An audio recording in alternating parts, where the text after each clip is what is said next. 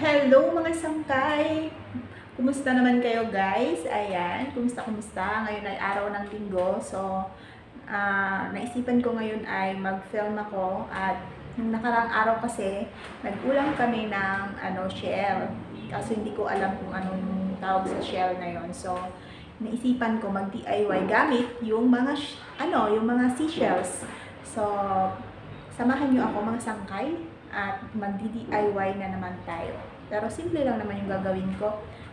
Wala lang, gusto ko lang i-share sa inyo kung ano yung simpleng gagawin natin doon sa seashells. Kaya, tara, samahan niyo ako.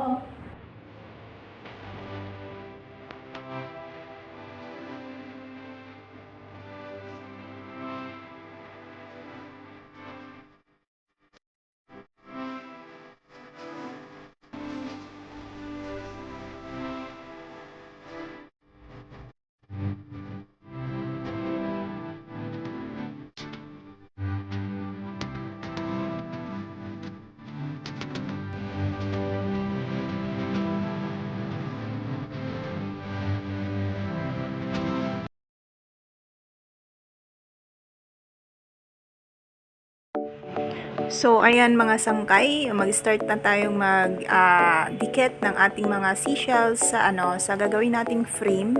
Ayan, syempre gagamit tayo ng glue gun para dumikit yung ating mga seashells. Syempre, kailangan din natin mag-ingat na hindi tayo mapaso pag naggamit tayo ng glue gun. Syempre, pag napaso tayo, masasaktan lang tayo guys. Ayan. So, kailangan ingat-ingat din kasi parang pagmamahal lang yan. Kung hindi tayo mag-iingat at padalos-dalos lang tayo, masasaktan talaga tayo. So, ayan. Humuhugot lang. Pasensya naman kasi medyo humuhugot tayo ng konti. Ayan. So, ayan na nga. Iano na natin. Didikit na natin.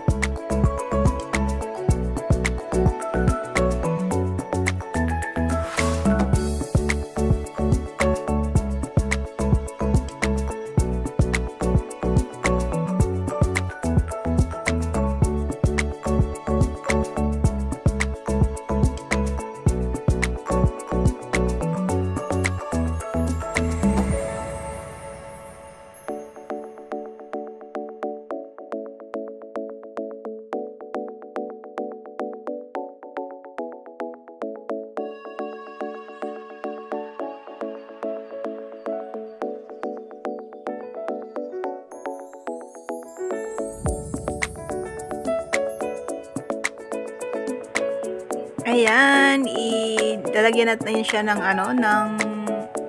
takip sa likod para makapaglagay na tayo ng picture. Ayan. So, dikitan na natin.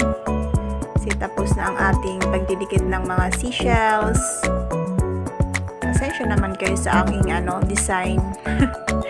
Hindi naman kasi ako talaga marunong sa mga design. Ikabit lang natin mabuti, idikit lang natin mabuti para hindi matanggal. Yan. So, lagyan pa natin ng iglugan pa natin siya guys.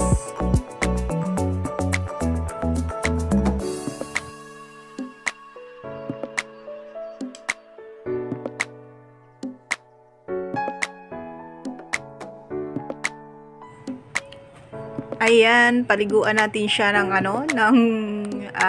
glue para dikit na dikit.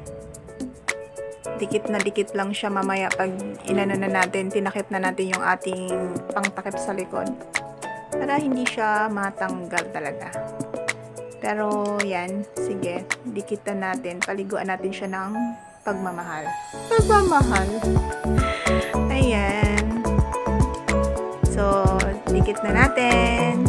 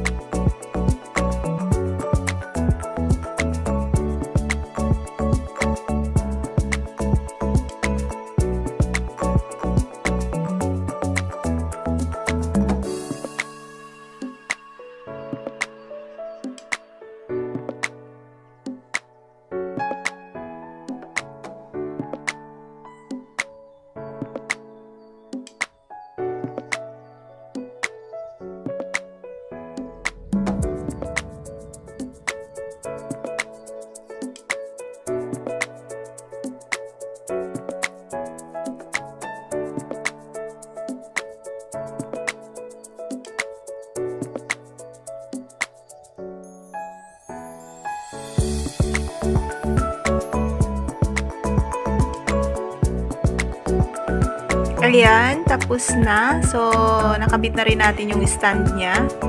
Ayan, ilalagay na rin natin ang picture para makita natin kung okay ba yung ginawa ko. Ayan, ilalagay na natin ngayon ang picture ng aking Oniko Iho.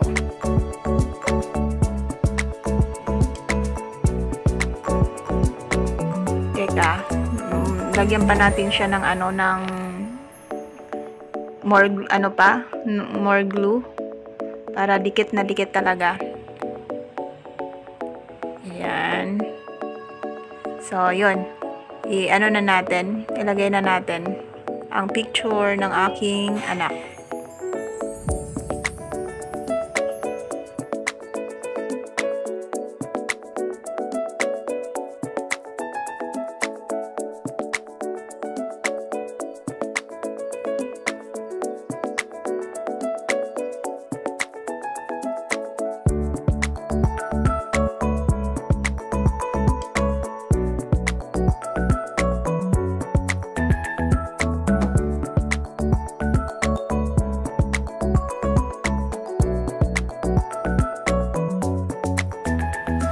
So, ayan na mga sangkay. Natapos ko na ang paggawa ng ating frame. Ayan. Dalawa yung nagawa ko.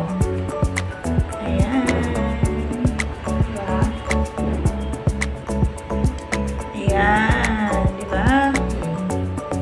Maganda ba mga sangkay? Napakasimple lang naman yung paggawa ko. Hindi kasi ako marunong masyado ng mga design. Pero, carry lang yan guys. Diba? At least, nagawa ko na. Yan. Yan yung aking anak.